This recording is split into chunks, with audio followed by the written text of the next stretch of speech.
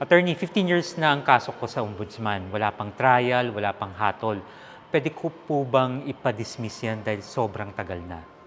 Oo, pero hindi automatic at malinaw yan sa desisyon ng Supreme Court sa Kagang versus Sandigan Bayan. Ang sabi ng korte, hindi lahat ng delay ay illegal. Ang illegal ay inordinate delay. Yung hindi makatwiran, hindi makatarungan at nakakasira sa karapatan ng akusado. Ano nangyari sa kasong ito?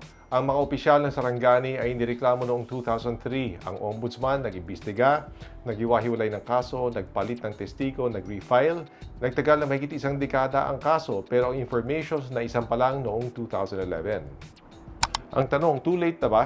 Ang korte naglatag ng 4-part test para malaman kung inordinate delay. Number 1, gaano katagal ang delay? Number 2, ano ang dahilan ng delay? Number 3, nagreklamo ba ang akusado habang tumatagal? Number 4, ano ang pinsala sa akusado?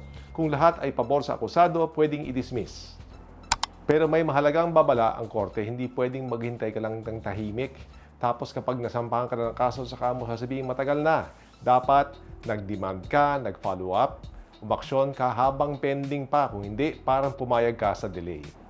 Isa pa ang napakalinaw na rule ng Kagang, ang bilang ng delay ay magsisimula lang kapag formal lang na i-file ang complaint laban sa iyo. Hindi mula sa anonymous tip, hindi mula sa COA audit, hindi mula sa newspaper report. Tandaan, ang hustisya na sobrang bagal ay hindi hustisya, pero ang akusadong tinulugan ng karapatan niya, hindi pwedeng magreklamo. Kung nagtagal ang kaso, tingnan ang dahilan, tingnan kung nagprotesta ang akusado, tingnan kung may tunay na pinsala sa akusado. Diyan malalaman kung may papabasura ang kaso o hindi.